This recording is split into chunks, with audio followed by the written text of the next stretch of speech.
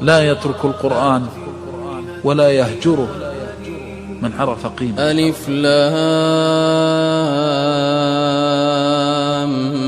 ميم. حينما تعلم أن الحرف الواحد ب10 حسنات، وحينما يكون عندك عقيدة أن كثرة تلاوة القرآن ترضي الله عنك، وليس هناك شيء أعظم من رضا الله عز وجل. ورضوان من الله أكبر، ذلك هو الفوز العظيم.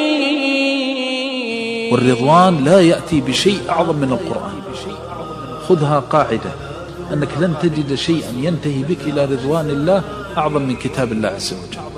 ونسأل الله بعزة وجلاله أن يجعلنا، أن يعيننا على ذلك، وأن ييسره لنا. يسقي القلوب حلاوة الإيمان.